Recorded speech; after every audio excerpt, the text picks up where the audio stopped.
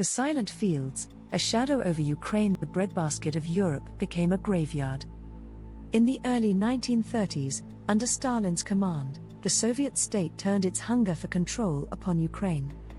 What followed was not mere famine, but a meticulously engineered horror, a Holodomor, death by hunger. Grain quotas were set impossibly high, every stalk of wheat confiscated, every sack of seed taken. Villages were sealed, their people trapped between armed guards and empty fields.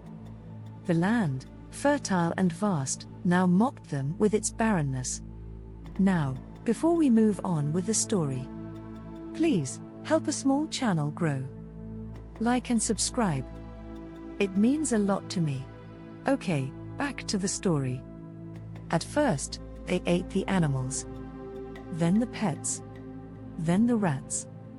When nothing remained, they boiled belts, chewed grass, dug for frozen roots beneath the snow. Mothers smeared their children's lips with blood, hoping the metallic tang might trick their stomachs into silence.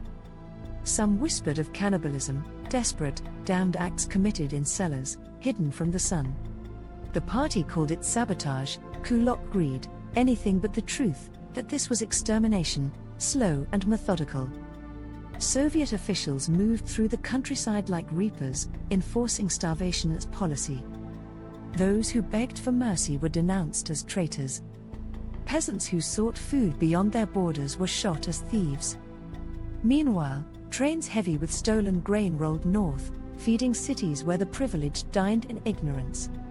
Pravda printed triumphant headlines of record harvests while children's bones sharpened beneath threadbare shirts.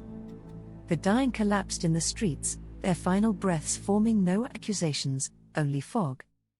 The world knew. Some journalists wrote of it, diplomats filed reports. But the West, enamored with Soviet industrialization or wary of provoking Stalin, turned its gaze elsewhere. The Kremlin denied everything, even as corpses piled too high to bury.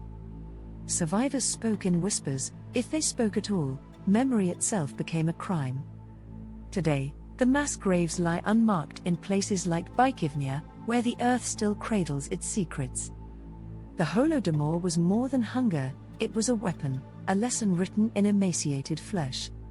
It proved how easily a state can erase a people when truth is strangled first. In Ukraine's collective memory, the echoes persist. The wind through the wheat carries not the promise of bread, but the murmur of ghosts. They ask only this, that we remember how tyranny feasts, first on lies, then on the silenced. No one is left to mourn the dead, for the mourners too are gone. Thank you for watching my video. Please, like and subscribe.